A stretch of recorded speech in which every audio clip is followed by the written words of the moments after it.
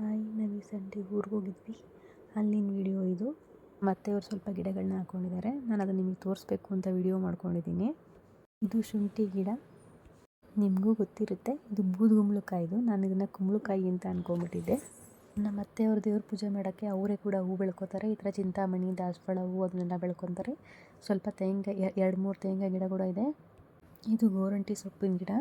ಹೋದಾಗೆಲ್ಲ ಸ್ವಲ್ಪ ಕಿತ್ಕೊಂಡ್ಬರ್ತೀವಿ. ಇದು ಎರಳಿಕಾಯಿದು. ಇದು ಪುಟ್ಟದಾಗಿರೋ, ಇನ್ನೂ ಚಿಕ್ಕದಾಗಿರೋ ಸೀಬೆಕಾಯಿ ಗಿಡ. ಅಲ್ಲಿ ತುಂಬ ಕೋತೆಗಳಿರೋದ್ರಿಂದ ಸಪೋಟೊ ಹಣ್ಣು ಬಿಡೋದೇ ಇಲ್ಲ, ಬರೀ ಕಾಯಿಗಳನ್ನೇ ತಿನ್ಕೊಂಡ್ಬಿಡ್ತವೆ. ಬಾಳೆಹಣ್ಣು, ಟೊಮೊಟೊ ಹಣ್ಣು ಈ ಥರ ಚಿಕ್ಕದಾಗೆಲ್ಲ ಬೆಳ್ಕೊತಾ ಇರ್ತೀವಿ. ಇದು ಮತ್ತು ರಾಗಿ ಕಟಾವು ಮಾಡೋಕ್ಕೆ ಅಂದ್ಬಿಟ್ಟು ಅಲ್ಲಿ ಮೆಷಿನ್ ತರಿಸಿದ್ರು, ಅದೇ ಇದು. ಹಾಯ್ ಸುಕೃತಿ. ಸುಕೃತಿ ಹಾಯ್.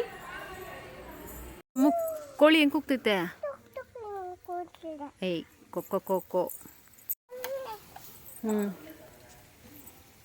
ಏನಪ್ಪ ಅಂಬ ಎಲ್ಲ ತುಚ್ನಿ?